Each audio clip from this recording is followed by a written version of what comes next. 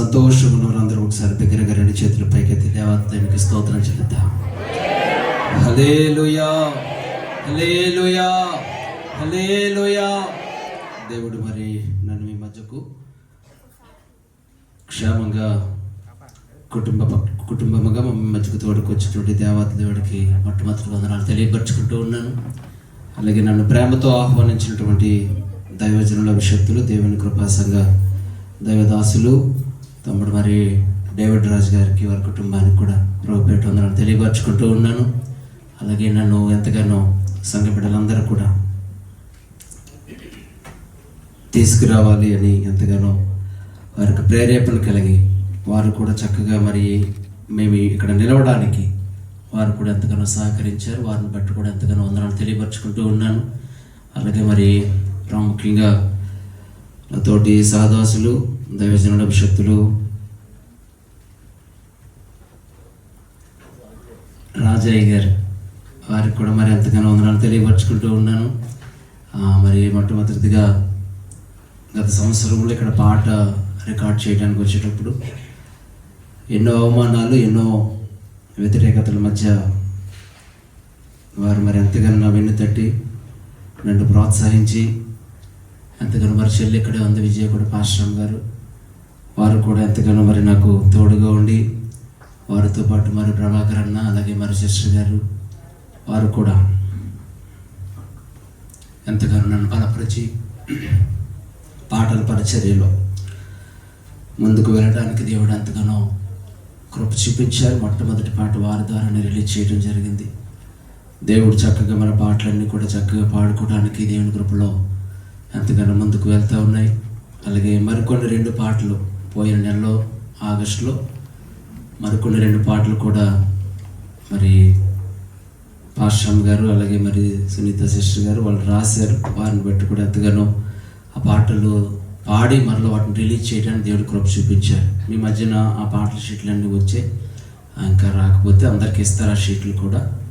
కనుక చక్కగా పాడుకోండి. యూట్యూబ్లో మీరు షారోన్ ప్రేరో సార్సిపిఎం అని కొడితే మీకు యూట్యూబ్లో పాటలు ఓపెన్ అవుతాయి. మీరు చక్కగా పాడుకుని దేవుణ్ణి గణపరచాలని ప్రభు పేట మిమ్మల్ని కోరుతా ఉన్నాను. దేవుడు మరి ఈ స్థలానికి నన్ను మొట్టమొదటిగా 2015లో నేను మస్కట్లో అడుగు పెట్టాను. నేను అడుగుపట్టే ఆ పరిస్థితులు వేరే. కానీ నన్ను సేవకుడిగా నన్ను ఈ ప్రాంతానికి మొట్టమొదటిగా నన్ను పరిచయం చేసినటువంటి అన్నయ్య మరి మన మధ్యన ఉన్నారు. ఏస్ అన్నయ్య మన మధ్యన ఉన్నారు. నన్ను మొట్టమొదటిగా ఏం ప్లేస్ అది వెళ్ళాం మనం ఎడారిలోకి, బల్జియా క్యాంపులకి చాలా దూరం అది.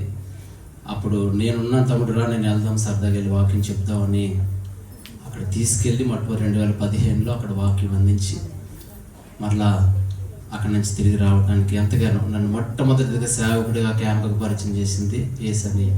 వారు కూడా మన మధ్యన ఉంటే చాలా సంతోషకరం. కనుక వదిన కూడా మన మధ్యన ఉంది. వారు కూడా బట్టి ఎంతగానో తెలియపరుచుకుంటూ ఉన్నాను. అలాగే నన్ను ఎయిర్పోర్ట్కి రాగానే చక్కగా మరి ఆహ్వానించినటువంటి సంఘ బిడ్డలందరికీ కూడా పేర్లు చెప్పలేదని మీరు ఎవరు బాధపడద్దు, ఎందుకంటే టైం లేదు. కనుక వచ్చిన ప్రతి ఒక్కరికి కూడా, పురుషులకి అలాగే స్త్రీలకి కూడా ప్రభు పేట వందనాలు తెలియపరుచుకుంటూ ఉన్నాను. అందరికీ వందనాలమ్మా, అందరికీ వందనాలు. దేవుడి కృపా సంఘాన్ని దేవుడి ఇంకను అనేకమైనటువంటి ఆశీర్వాదములతో నింపనుగాక. దేవుడు ఇంకా అనేకమైనటువంటి వార్షికోత్సవాలు జరుపుకునుగాక. దేవుడు మరి ఎంతగానో ఒక అపవాది ఈ సంఘం స్థాపించడం ద్వారా ఇందాక అన్న చెప్పినప్పుడు నాకు సేవకులు అంటే చాలా లోకు అందరికీ. ఎందుకంటే ఏదైనా మంచి పని చేయాలన్నప్పుడు వ్యతిరేకత వస్తూ ఉంటాయి. సంఘము స్థాపించేటప్పుడు చాలా అవమానాలు డేవిడ్ రాజుకి ఎలా ఉన్నా నాకైతే మట్టికి చాలా ఇక్కడ అవమానం జరిగినా సరే ప్రభు పేరట నేను అవమానపరచబడ్డాను. కనుక నేను ప్రభు పేరట నేను కాస్త హింసించబడినప్పటికీ కూడా అయ్యో నన్ను బాధ పెట్టారనే బాధ నాకు లేదు, కక్ష అసలు నాకు లేదు, వారు ద్వేషించారనే పగ నాకు అసలు కూడా నాకు లేదు. అలా ఉంటే ఈ రోజు నీ స్థలంలో నేను నిలబడను. స్తోత్రం చెప్తామా? హల్లెలూయా. ఎందుకనంటే నాకు అలాంటి పగలు ద్వేషాలు సేవకు వచ్చిన తర్వాత నేను విడిచిపెట్టుకున్నాను. పాతగా మనిషిగా ఉంటే లోపల ఉన్నవారు ఉంటే వాళ్ళకంటే తాతలాగా పగలు ఉంటాయి నాకు. చాలా చాలా ఖతర్నాకని అసలు మామూలుగా ఉండదు. కానీ సేవకు వచ్చిన తర్వాత తగ్గించుకోవడం మొదలుపెట్టాను. అందుకే ప్రభు నన్ను గుర్తించి, నా పరిచర్ని గుర్తించి, నా మనసును గుర్తించి, దేవుడు ఒక్క పరిచర్య ఉంటే నాకు చాలు ప్రభు అని సాక్షిగా నేను చచ్చిపోతాను అనుకున్నాను. కానీ దేవుడు 4 పరిచర్యలు దేవుడు ఇచ్చాడు.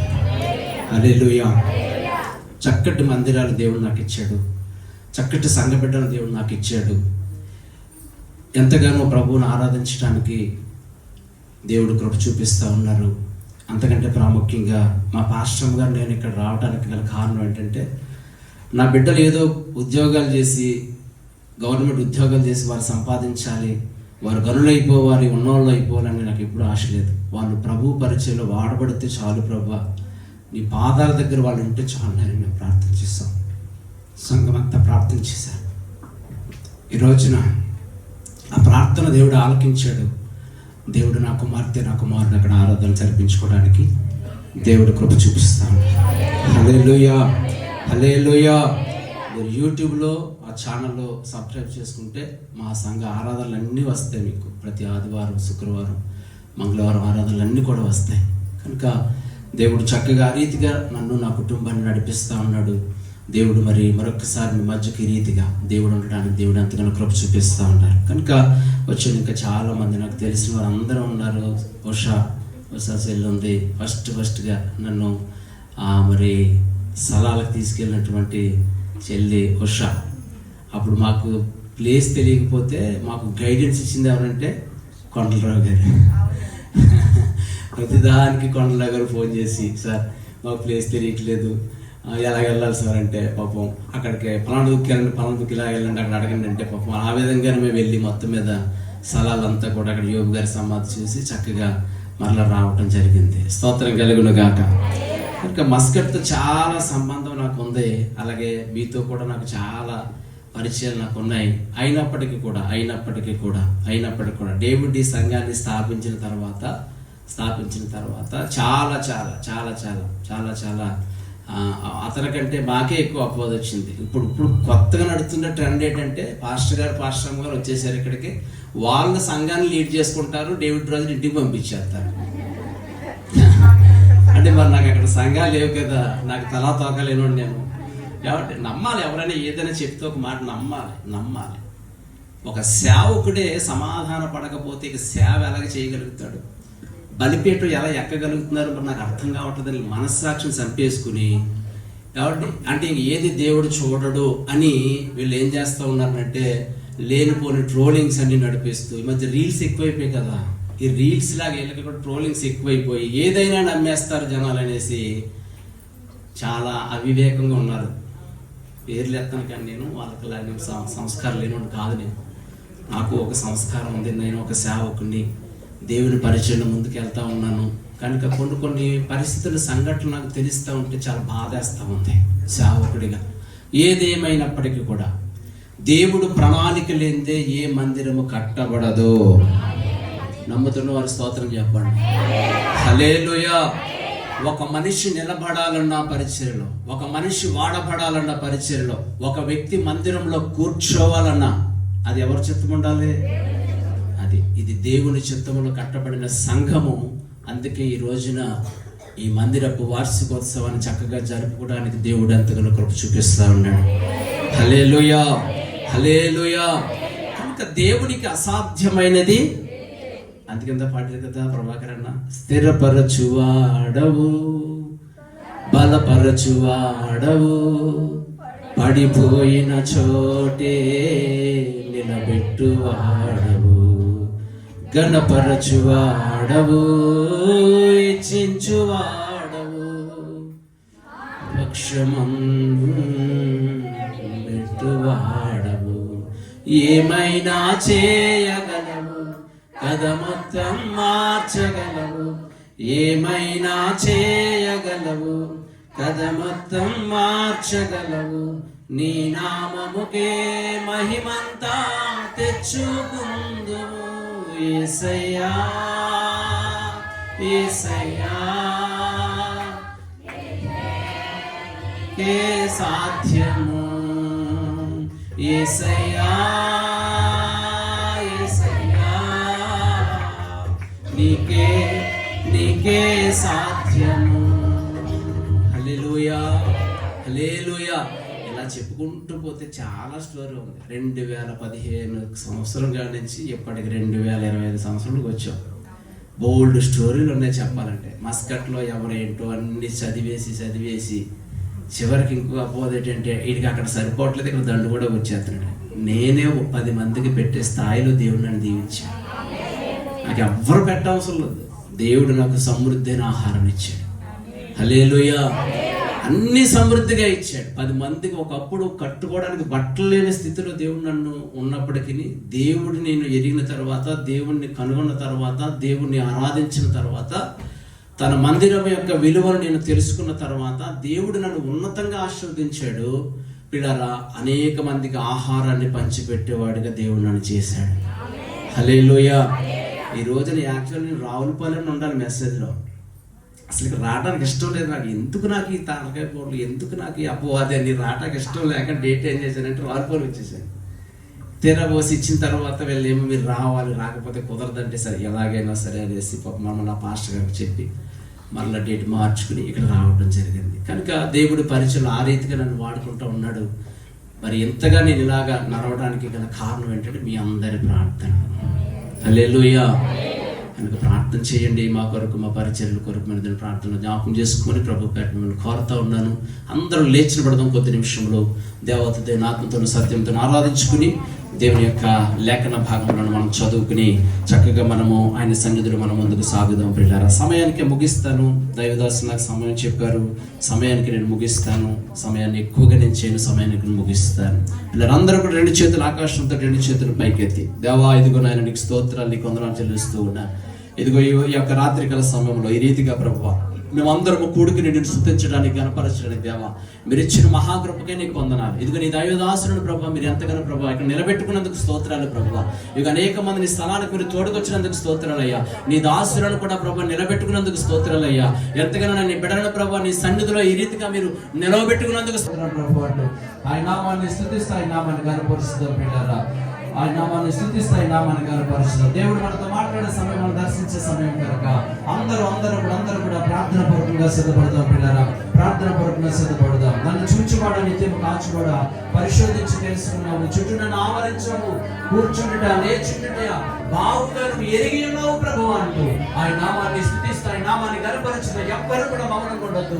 దేవుడు మనతో మాట్లాడే సమయం కనుక, మనం దర్శించే సమయం కనుక దగ్గరగా 2 చేతులు పైకెత్తి దగ్గరగా దేవాదేవుని స్తుతిస్తూ ఆయన నామాన్ని గణపరుస్తాం పిల్లరా. ఆయన నామాన్ని గణపరుస్తాం అందరూ కూడా. ఆయన నామాన్ని స్తుతిద్దాం అందరం కూడా. స్తోత్రం స్తోత్రం.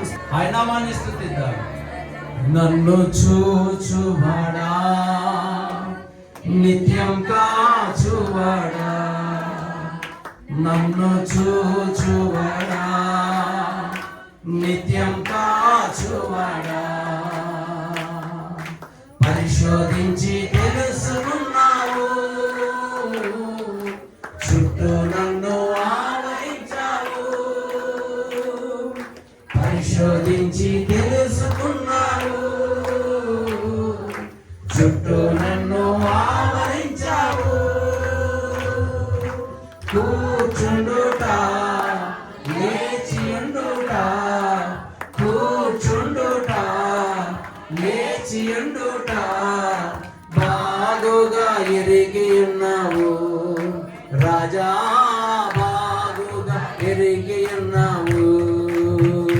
నన్ను చూచువాడా, నిత్యం కాచువాడా, లంబులు తప్పనయు అన్నీయు ఎరిగి ఉన్నావు, తలంపులు తప్పనయు అన్నీయు ఎరిగి ఉన్నావు. నడచినను పాడుకున్నాను, మళ్ళా నడచినను పాడుకున్నాను, అయ్యా నీ వెరిగి ఉన్నావు.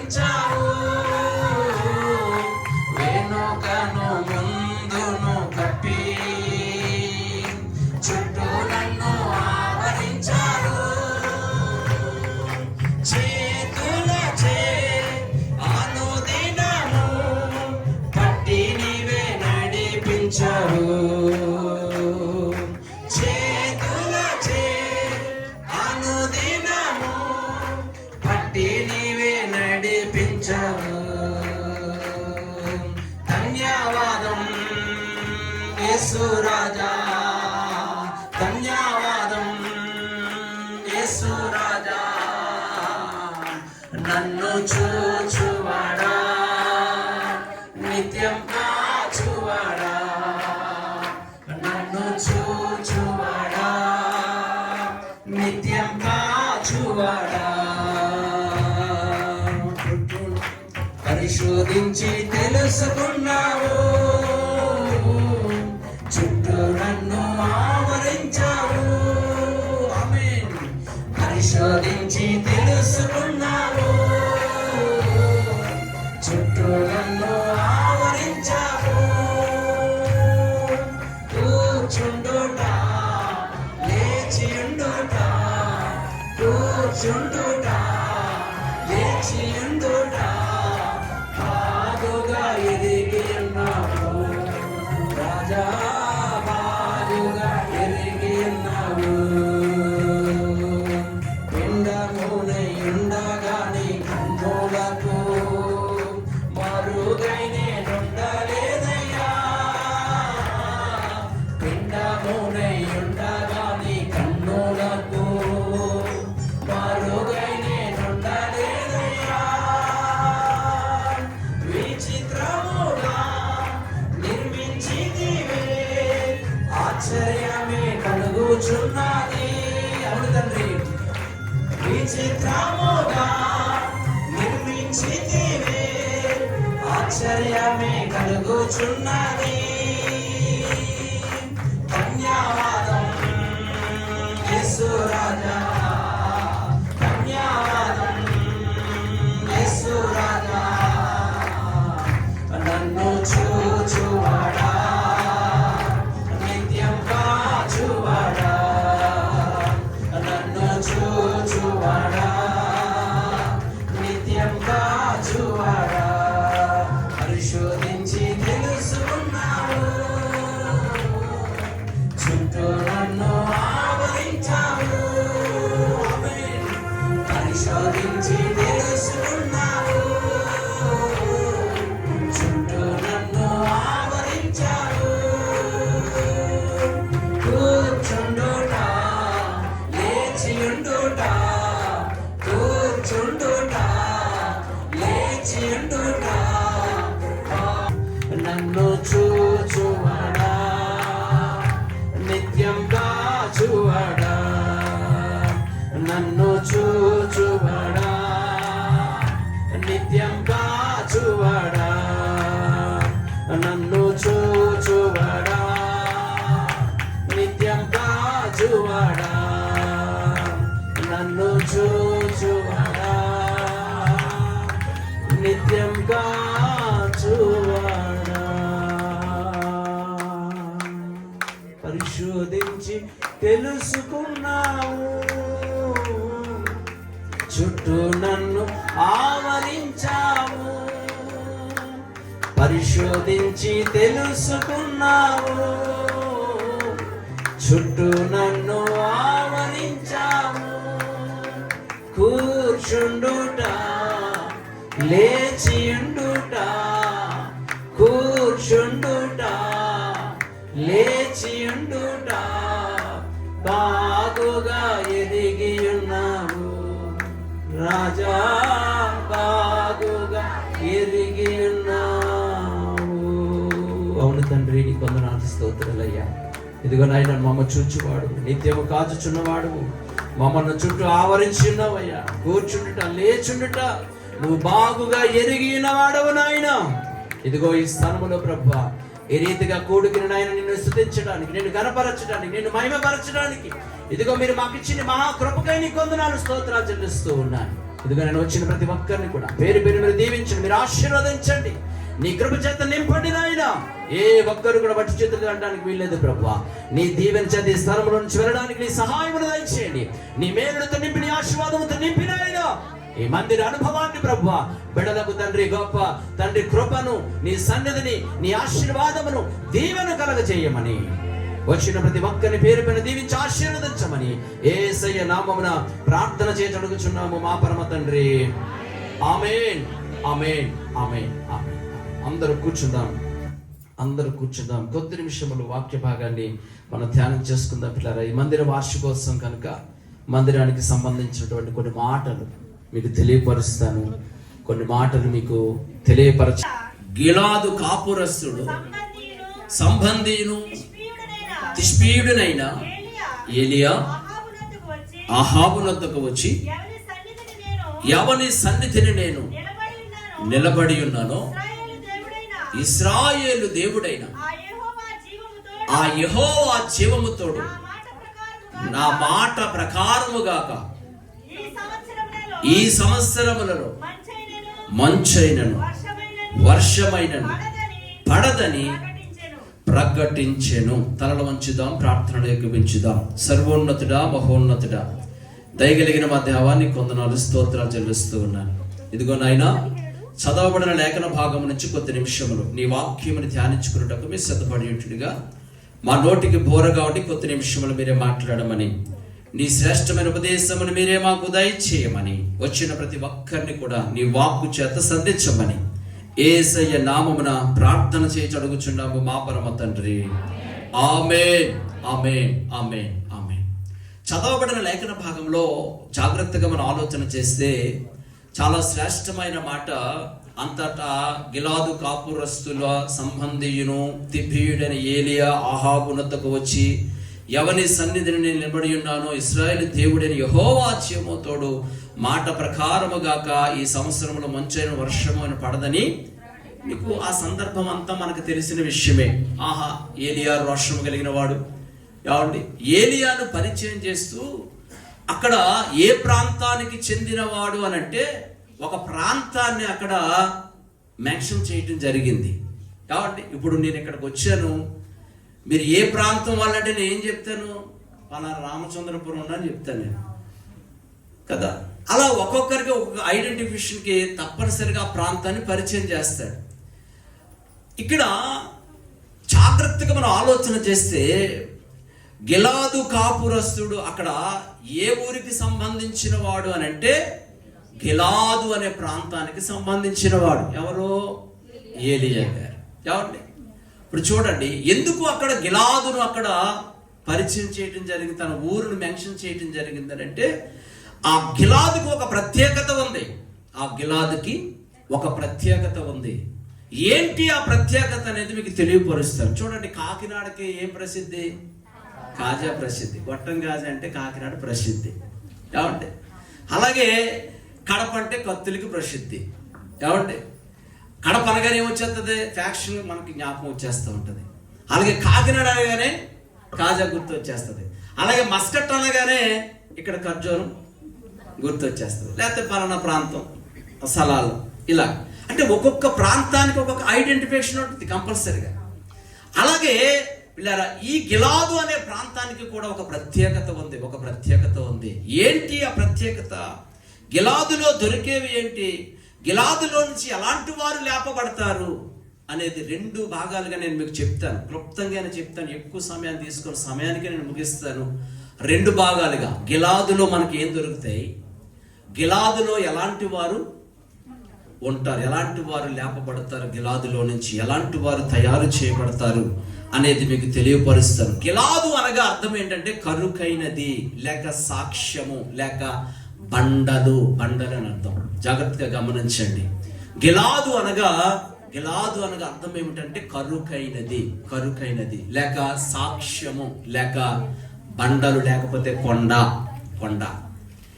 ఈ అర్థాలు కలిగి ఉంది గిలాదు అనే మాటకు అర్థం. అది జాగ్రత్తగా గమనించండి పిల్లరా. మరిపోతే దీనికి 3 పేర్లు కనబడుతూ ఉన్నాయి. 3 పేర్లు జీవ గ్రంథంలో మనకు కనబడుతూ ఉంటాయి. ఏమిటి ఆ 3 పేర్లు అంటే, మొదటిదిగా యగత్ సహదూత అనే పేరు కనబడుతూ ఉంటుంది గిలాదుకి. రెండవదిగా గలీదు అనే మాట కనబడుతూ ఉంటది. మూడవదిగా మిష్పా అనే మాట మనకు కనబడుతుంటాయి. అర్థాలు మనకు కనబడుతుంటాయి. మూడు అర్థాలు మనకు కనబడుతూ ఉన్నాయి పిల్లరా. గిలాదు అనగా యగత్ సహదూత, గలీదు, మిష్పా. 3 పేర్లు ఉన్నాయి. అయితే ఏ పేరుతో ఎక్కువగా పిలువబడింది ఈ పట్టణం అని అంటే గిలాదు అనే పేరుతోటి ఎక్కువగా పిలువబడింది. స్తోత్రం చెప్దాం ఒకసారి అందరూ కూడా. హల్లెలూయా.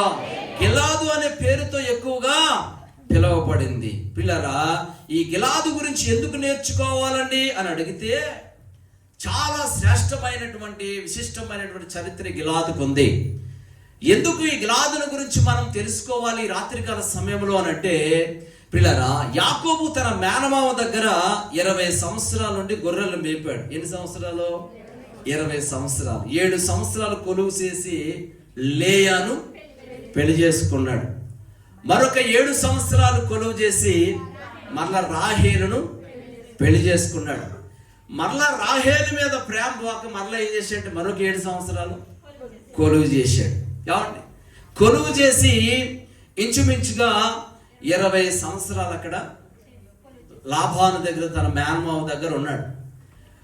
20 సంవత్సరాలు కావుండి చక్కగా భార్య బిడ్డను సంపాదించుకున్నాడు. ఇంచుమించుగా 11 మంది మగపిల్లలు, ఒక అమ్మాయిని కలిగి మంచి కుటుంబం ఏర్పడింది. యాకోబు గారికి కుటుంబం ఏర్పడింది. జాగ్రత్తగా గమనించండి. చూడడానికి వినడానికి స్టోరీగా ఉంటుంది, కానీ మీకు ఎందుకు ఈ గిలాదు ఇంత ప్రాముఖ్యమైనది అనేది మీకు తెలియపరుస్తారు. ఎందుకు ఈ గిలాదు గురించి మనం తెలుసుకోవాలో నేను మీకు చెప్పే ప్రయత్నం నేను ముందుకు వెళ్తా ఉన్నాను.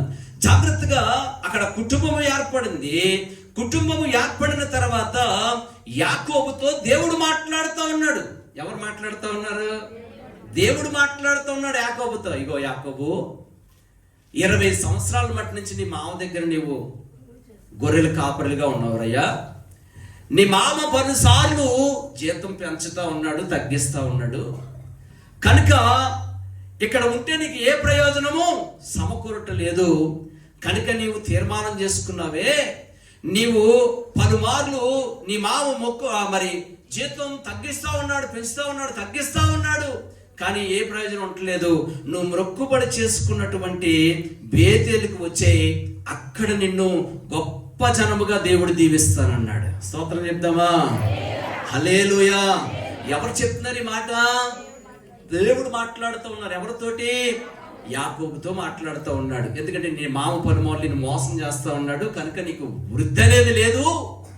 కనుక నీవు అక్కడ నుంచి నువ్వు తీర్మానం చేసుకున్నాడు బేతేలుకు వచ్చి అక్కడ నిన్ను ఆశీర్వదిస్తాను, గొప్ప జనాంగముగా నిన్ను చేస్తానన్నాడు. చేస్తానన్న తర్వాత అక్కడ నుంచి వెంటనే వాళ్ళ భార్యలను పిలిచి, 2 భార్యలు కదా, వాళ్ళ భార్యలను పిలిచి, ఏమే ఇదిగో రాత్రికాల సమయంలో దేవుడు నాతో మాట్లాడిదిగో మీ నాన్న పలుమార్లు నన్ను జీతం పెంచక చాలా ఇబ్బంది పెడతా ఉన్నాడు కదా, కనుక దేవుడు వచ్చేయమంటున్నాడు, మరి ఏమంటారు మీరు అని తన 2 భార్యలను అడిగినప్పుడు భార్యలిద్దరూ వచ్చి, అయ్యా నీ మాటే నా మాట, మీరు ఏదంటే అదే, మీరు ఎక్కడుంటే అక్కడే, మీరు ఎక్కడ రమ్మంటే అక్కడికే వస్తామని ఒక చక్కని సందేశాన్ని అక్కడ యాకోబు గారికి 2 భార్యలు చెప్పారు. ఎందుకనంటే వివాహమైన తర్వాత భార్య భర్త దగ్గర ఉండుట సంస్కారం కనుక, వివాహమైన తర్వాత భార్య భర్తలు కలిసి ఉండుట అది మరి మంచి వరవడి కనుక వారిరువురు కూడా నీవెక్కడుంటే అక్కడ ఉంటామయ్యా, నువ్వెక్కడికి రమ్మంటే అక్కడికే వెళ్ళిపోదామయ్యా, కనుక నీతో మేము రావడానికి సిద్ధమే, ఇష్టమే అని వారి భర్తతో చెప్పారు. చెప్పగానే అవునా అని వెంటనే సరే బయలుదేరండి అని చెప్పి తన భార్య, తన పిల్లలను, తన మందలను, దాసీలను దేవుడు పిల్లరా వారందరిని తీసుకుని హారాను నుండి బేర్షెబా మీదుగా బేతేలుకు వస్తా ఉన్నాడు. ఎవరు? యాకోబు గారు. హారాను నుంచి బేతేలుకు వస్తా ఉన్నాడు. ఆ వస్తా ఉన్న క్రమంలో ఆ ప్రయాణంలో అలసట వచ్చి కాస్త నీరసం వచ్చి, సరే ఈ రాత్రికి ఇక్కడ ఆగితే బాగుంటుంది, కాస్త సేద తీర్చుకుంటే బాగుంటుందని అలా చూడగానే ఒక ఎత్తైన ప్రాంతం కనబడింది. ఆ ప్రాంతానికి వెళ్ళి చక్కగా అక్కడ డేరా వేసుకుని, డేరాలే కదా ఇప్పుడంటే మనకి చక్కగా మిద్దెలు మేడలను వచ్చేసాక అప్పుడు డేరాలే కదండి, డేరా వేసుకుని చక్కగా రాత్రికాల సమయంలో అక్కడ విశ్రాంతి తీసుకుంటా ఉన్నాడు. ఆ విశ్రాంతి తీసుకున్న స్థలం ఏదనంటే ఈ గిలాదు. స్తోత్రం చెప్దామా? హల్లెలూయా. ఈ గిలాదులో విశ్రాంతి తీసుకుంటూ ఉన్నాడు. ఈ లోపులో మామగారికి తెలిసింది, లాబాను గారికి, నన్ను కాదని నా కూతుర్లిద్దరిని తీసుకుని దొంగసాటిని వెళ్ళిపోతా ఉన్నాడు. ఈయన ఎలాగైనా సరే పట్టుకుని ఎలాగైనా సరే లేకుండా చేసేయాలి అని అనుకున్నాడు. ఎందుకంటే దొంగను తీసుకున్నట్టు తీసుకుపోతున్నాడు ఇద్దరు కూతుర్లని. కనీసం నాతో చెప్తే నేను ఏదో మర్యాదగా పంపిస్తాను కదా, ఈ ముఖం పంపిస్తాడు. 20 సంవత్సరాల దగ్గర పెట్టించుకుని 2 పిల్లలు కట్టేసి ఏమంటే ఇక ఈయన ఏం చేస్తాడు, ఇంకా నాశనం చేస్తాడు. కనుక దేవుడు వెంటనే పిల్లరా మంచి రోషంతో వచ్చేసి ఇక ఎలాగైనా సరే ఈయన్ని లేపేద్దాం అనేసి చాలా కసిగా వస్తా ఉన్నాడు మామ లాబాన్ గారు. వచ్చే సమయంలో మార్గం మధ్యన మరలా ఎవరితో మాట్లాడాడంటే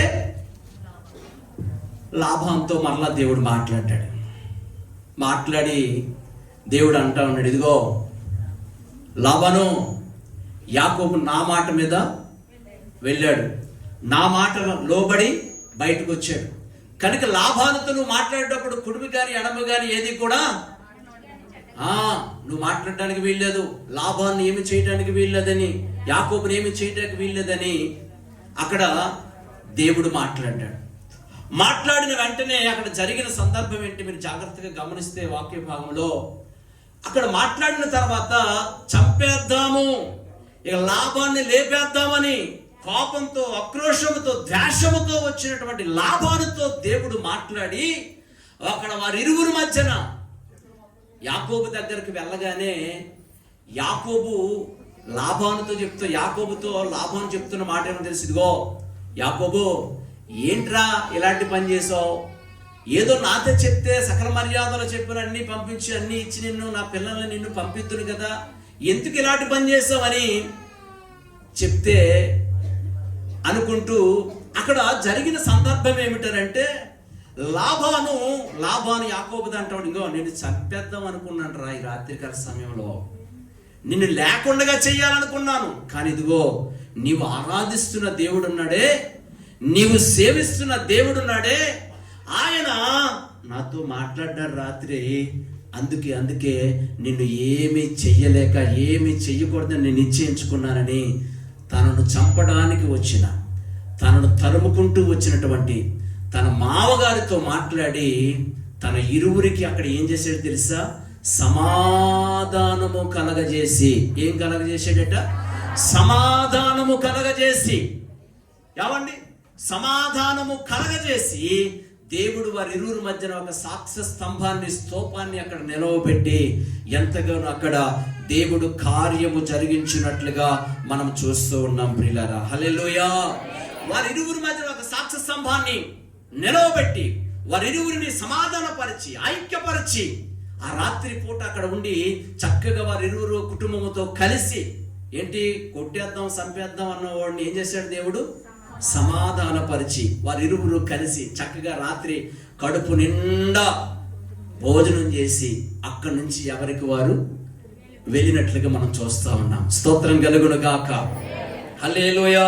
అంటే ఇదంతా కూడా ఎక్కడ జరిగింది, ఏ ప్రాంతంలో జరిగింది అని అంటే ఈ గిలాదు ప్రాంతంలోనే జరిగింది. స్తోత్రం కలుగును గాక. హల్లెలూయా. గిలాదు అనే మాట మనకు బైబిల్లో మొదట మనకు కనబడుతున్నప్పుడు ఈ మాట ఒక అద్భుతమైన సందేశాన్ని ఇస్తా ఉంది. ఏమిటి అని అంటే పిల్లల యాకోబు దేవుడు మాట ప్రకారంగా వెళుతుండగా యాకోబును తరుముకుంటూ వస్తున్న శత్రువు అనే మారిన లాభానును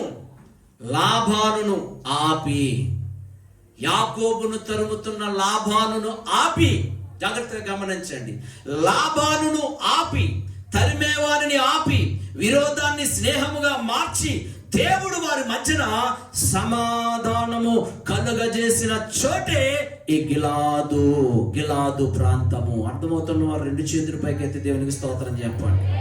హల్లెలూయా.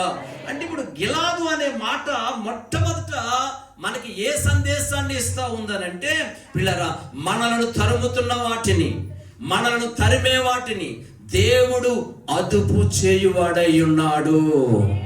చెప్పండి గట్టిగా హల్లెలూయా. మనలను తరిమే వాటిని, మనలను తరిమే వారిని దేవుడు ఏం చేస్తాడో తెలుసా? ఈ రాత్రికాల సమయంలో అదుపు చేయబోతూ ఉన్నాడు. హల్లెలూయా. హల్లెలూయా. ఇశ్రాయేలు ఐగుప్తు నుంచి వస్తా ఉన్నప్పుడు దేవుడు అక్కడ వీళ్ళారా సైన్యం వెనకాల, సైన్యము ఫరో రథాలు వెనకాల వస్తా ఉన్నాయి, ఎదరేమో ఇశ్రాయేలు సైన్యం నడుస్తూ ఉన్నారు. దేవుడు అన్నాడు, ఇదిగో ఇక ఎన్నడూ కూడా ఇశ్రాయేలు ప్రజలతో మాట్లాడాడు, ఇక ఎన్నడూ కూడా ఐగుప్తులు మరి ఎన్నడూ మీరు చూడనన్నాడు. కానీ వీళ్ళకి భయం ఏంటో తెలుసా? ఇదిగో వీళ్ళు వెనకాల తరుముకు వచ్చేస్తా ఉన్నారు, వీళ్ళు ఏం చేస్తారో, వీళ్ళు మనం చంపేస్తారు ఇంకనేసి వీళ్ళు భయపడిపోతూ ఉన్నారు. వారు తరుముకు వస్తూ ఉంటే భయపడిపోతూ ఉన్నారు. పిల్లరా, భయపడిపోతూ దేవుడు అన్నాడు, వాళ్ళకు ముందుగా నేను నడుస్తాను. ముందుగా నడిచి మేఘస్తంభాన్ని అగ్నిస్తంభంగా చేశాడు, ఫరో రథ చక్రాలను తునాతునకలు చేశాడు. అంతేకాదు పిల్లరా, విరిగిపోయిన గుర్రాలను డెక్కలను కూడా ఏం చేసేసా, గుర్రాలను పల్టీ కొట్టేటట్టుగా దేవుడు చేసి అక్కడ ఇశ్రాయేలు ప్రజల పక్షముగా దేవుడు నిలిచాడు. స్తోత్రం కలుగును గాక. హల్లెలూయా. అంటే తరిమే వాటిని దేవుడు ఇప్పుడు ఏం చేశాడు? అదుపు చేశాడు. స్తోత్రం కలుగును గాక. హల్లెలూయా. తరిమే వాటిని దేవుడు ఇప్పుడు ఏం చేశాడట? అదుపు చేశాడు పిల్లరా. అందుకే ఈ గిలాదు దేనికి సాదృశ్యంగా కనబడుతుందనంటే దేవుని మందిరమునకు సూచనగా ఉంది. హల్లెలూయా. గిలాదు దేనికి సాదృశ్యంగా ఉందంటే దేవుని మందిరానికి సాదృశ్యంగా ఉంది. గిలాదు దేనికి సాదృశ్యంగా ఉందనంటే క్రీస్తునకు సాదృశ్యంగా ఉంది. జాగ్రత్తగా గమనించండి. గిలాదు ఎందుకు అక్కడ మెన్షన్ చేశారంటే, గిలాదులో నీకు ఏం దొరుకుతా ఉందంటే, గిలాదులో నీకు ఏమి పొందుకుంటావనంటే నువ్వు సమాధానమును పొందుకుంటావు. హల్లెలూయా. అందుకే పిల్లరా, యెషయా రాసిన గ్రంథంలో మనం చూస్తే పిల్లరా, ఆయన దేహం ఎలా మారిపోయిందంటే చెగుముకి రాతి వలె చెక్కబడింది. పిల్లరా, ఎంతగానో గాయపరచబడ్డాడు, ఎంతగానో మన కొరకు నలగగొట్టబడ్డాడు, ఎంతగానో మన కొరకు ఆయన హింసించబడ్డాడు, ఎంతగానో మన కొరకు ఒక రక్తపు బొట్టైనను చివరి రక్తపు బొట్టు వరకు కూడా, తన రక్తమును చివరి రక్తపు బొట్టు వరకు కూడా మనందరి కొరకు కార్చాడు. ఎందుకయ్యా నీకు ఇంత ప్రేమ, ఎందుకయ్యా నీకు ఇంత త్యాగం అని అంటే పిల్లరా, ఆయన చెప్తున్న మాట ఏమిటి తెలుసా?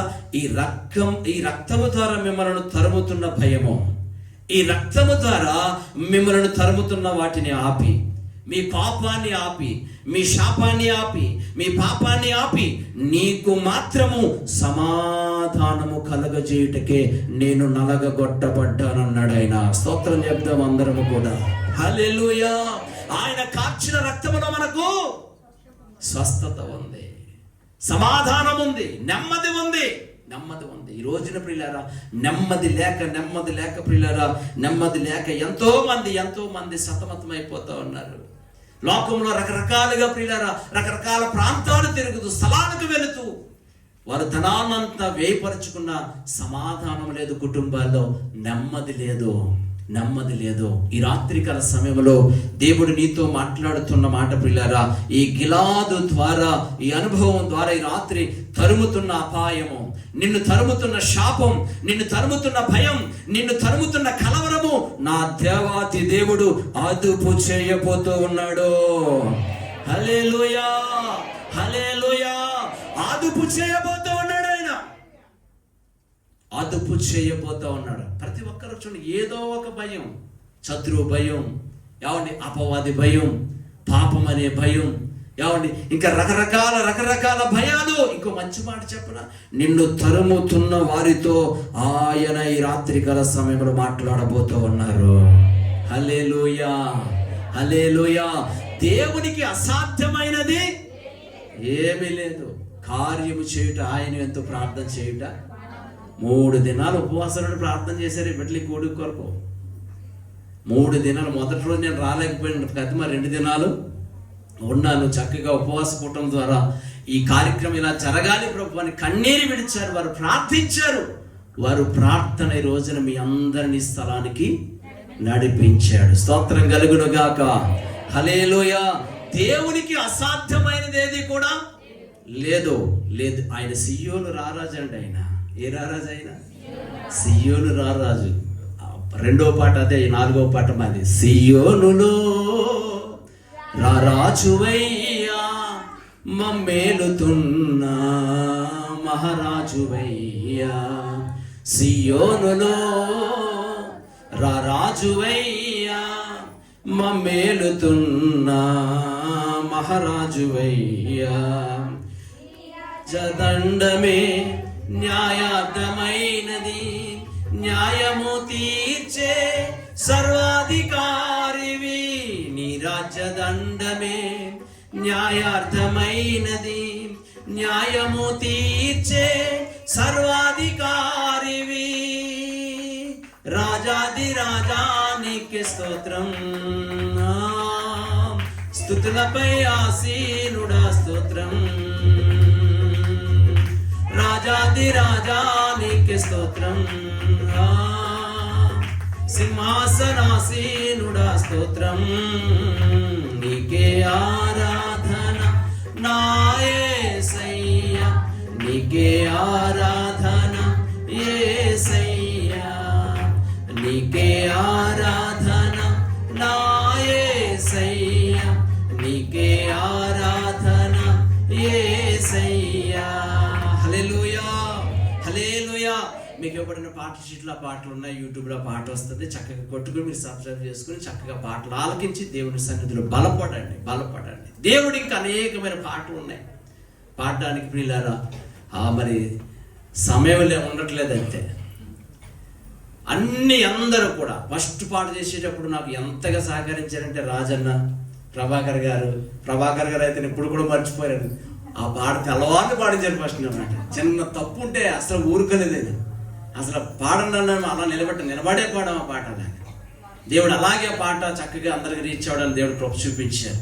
ఈరోజు ఇలా పాటలు పాడడానికి నన్ను పురుకొల్పినటువంటి దైవదాసులు రాజన్న గారు, అలాగే మరి ప్రభాకర్ గారికి కూడా ఎంతగానో వందనాలు తెలియపరచుకుంటూ ఉన్నాను. వారిచ్చిన ప్రోత్సాహం, వారిచ్చినటువంటి ధైర్యం మరి ఎంతగానో నన్ను ముందుకు నడిపిస్తూ ఉంది. కొంతమంది నాకు ఇంకా పాటలు ఇచ్చారు, ఆ మహానుభావులు నన్ను నమ్మేశారు, పాటలు ఇచ్చారు, నన్ను నమ్మేశారు కూడా. వారు మన మధ్యన లేరు అంతే. ప్రార్థన చేయండి, వారికి మంచి మారు మనసు వచ్చును గాక. దేవుడు దైవదాసులతో మనుషులతో పెట్టుకుంటే వాడు గెలవగలుగుతాడు, వాడు జయించగలుగుతాడు. కానీ దాసులతోటి దేవుడితో పెట్టుకుంటే గెలవలేరు, జయించలేరు. వారికి అవమానాలే కలుగుతాయి, అందులో ఏ సందేహం లేదు. ఎందుకంటే వారు పెట్టుకున్నది అభిషక్తులతో వారు పెట్టుకుంటూ ఉన్నారు. కనుక అందుకే చాలా జాగ్రత్తగా ఉండాలి. దేవుని అభిషక్తుల జోలికి వెళ్ళేటప్పుడు, వారిని టచ్ చేసేటప్పుడు ఎవరిని టచ్ చేస్తున్నాం అనేది వారు గ్రహించాలి. లేకపోతే అవమానాలు తప్పో, నిందలు తప్పో, దెబ్బలు తప్పో, అందులో ఏ సందేహం. మొఖమాట లేకుండా మాట్లాడుతాను. ఎక్కడ వెళ్ళిన వాక్యంగానే ప్రకటిస్తాను. మొఖమాటం లేకుండా నావాడు, తనవాడు, మనవాడు అనే భేదం లేకుండా మాట్లాడతాను. నాకున్న పెద్ద విధానం అది. కనుక అందుకే పిల్లరా, ఈ గిలాదులో ఏం దొరుకుతా ఉందనంటే పిల్లరా, గొప్ప సమాధానము మనకు దొరుకుతుంది. పిల్లరా, ఈ సంఘానికి దేవుడిస్తున్నటువంటి ప్రవచన పూర్వకమైనటువంటి మాట, ప్రవచన పూర్వకమైనటువంటి వాక్కు ఏమిటనంటే, ఇదిగో నిన్ను కలవరపరుస్తున్నా, నిన్ను వేధిస్తున్నా, నిన్ను భయపెడుతున్నా, నిన్ను సమస్యలలో ఇరికించాలని చూస్తున్నటువంటి నీ శత్రువులను కూడా దేవుడు అదుపు చేయబోతూ ఉన్నాడు. హల్లెలూయా. అదుపు చేయబోతా ఉన్నాడు, సమాధానము కలగజేయబోతా ఉన్నాడు. దేవుడు సమాధాన పరిచేవాడు అండి. మనుషులు సమాధాన పరిస్తే మనసులో ఒకటి ఉండొచ్చు, పైకి ఒకటి ఉండొచ్చు, కానీ దేవుడు కార్యం చేస్తే అలా ఉండదు. ఇక మరలా నీ దరిదాపులు కూడా రాకుండా చేసేస్తాడు ఆయన. అంత గొప్ప కార్యాలైనా చేయగలిగిన దేవుడు పిల్లరా. అందుకే పిల్లరా, దేవుడు ఇస్తున్నటువంటి వాగ్దానం ఈ సంఘానికి మొదటి పిల్లరా యానివర్సరీ పిల్లరా, మరి సంఘమును కలవరపరుస్తున్న, సంఘమును వేధిస్తున్న, భయపెడుతున్న వారితో ఆయన మాట్లాడి ఆయన అదుపు చేయబోతూ ఉన్నాడు. హల్లెలూయా. సమాధానపరచబోతూ ఉన్నాడు. ఈ రాత్రి యాకోబు లాభాలతో తరుముతున్నాడు కానీ యాకోబు చాలా మంది ఇక్కడ ఉన్న మీరందరిలో కూడా ఎన్నో రోగాలతో తరమబడుతూ ఉన్నారు, ఎన్నో అప్పుల బాధలతో తరమబడుతూ ఉన్నారు, ఎన్నో సమస్యలతో తరమబడుతూ ఉన్నారు, ఎన్నో బలహీనతలతో తరమబడుతూ ఉన్నారు. ఈ రాత్రి దేవుడు మీకు ఇస్తున్న మాట ఏమిటనంటే, ఇదిగో మిమ్మల్ని తరుముతున్నా, మిమ్మల్ని వేధిస్తున్నా, మిమ్మల్ని బాధిస్తున్నా ప్రతి విధమైన అపవాది కార్యాలు ఇప్పుడే యేసు నామములో అవి కాల్చివేయబడి మీకు సమాధానము కలగజేయబోతూ ఉన్నాడు ఆయన. హల్లెలూయా, హల్లెలూయా. మీకు సమాధానము కలగజేయబోతున్నాడు ఆయన. గిలాదుకున్న ప్రత్యేకత అది. గిలాదీయుడైనటువంటి సంబంధుడైనటువంటి ఏలియా ఏ ప్రాంతానికి చెందినవాడు? గిలాదు ప్రాంతానికి చెందినవాడు. గిలాదు దేనికి ప్రాముఖ్యమైనదంటే, అక్కడ ఏం జరుగుతుందంటే, గిలాదులో దేవుని యొక్క సమాధానము దొరుకుతుంది. ఏం దొరుకుతుందట అక్కడ? అది సమాధానం దొరుకుతుంది. నీ శత్రువుతో సమాధానం, నీ యొక్క పిల్లల రోగములలో సమాధానం, నీ అప్పుల్లో సమాధానం, నీ కుటుంబంలో సమాధానము, సమస్తమును దేవుడు ఆయన కలగజేసే స్థలము, ఏకైక స్థలం ఏదే ఉందంటే అది దేవుని మందిరమే. హల్లెలూయా, హల్లెలూయా. అందుకే పిల్లరా, నీ సరిహద్దులు ఆయన విశాలపరుస్తాడు. ఆయన పిల్లరా, రెండవదిగా సరిహద్దులు విశాలపరిచి పిల్లరా, నీ సన్నిధిలో, నీ యొక్క కృపలో నీకు ఆయన సమాధానమును కలగజేసే చోటు ఏదైనా ఉందంటే అది గిలాదుయే. రెండవదిగా గిలాదులో ఏం దొరుకుతుంది అంటే, గిలాదులో రెండవదిగా ఇర్మియా రాసిన గ్రంథం 8వ అధ్యాయము 21-22 చదవండి. వేదన పడుచున్నాను, పట్టి ఉన్నది. గిలాదులో గుగ్గిలము లేదా? అక్కడ ఏ వైద్యుడును లేడా? నా జనులకు స్వస్థత ఎందుకు కలగబోవచ్చున్నదని. అంతే కదా? ఓకే, కలగబోవచ్చున్నది. ఇక్కడ గిలాదులో ఉన్నటువంటి రెండవ దొరికేది ఏమిటంటే, సమాధానం దొరుకుతుంది గిలాదులో మొట్టమొదటిదిగా. రెండవదిగా గిలాదులో ఏం దొరుకుతుంది అంటే, గిలాదులో స్వస్థత నీకు దొరుకుతుంది. కాబట్టి గిలాదులో వైద్యానికి అవసరమైన గుగ్గిలం దొరుకుతుందట. గుగ్గిలం ఎప్పుడు నుంచి ప్రాచుర్యంలోకి వచ్చిందంటే, ఇదిగో గిలాదులో నుంచే ప్రాచుర్యంలోకి వచ్చింది. అంతవరకు గుగ్గిలం గురించి ఎవరికి తెలియదు.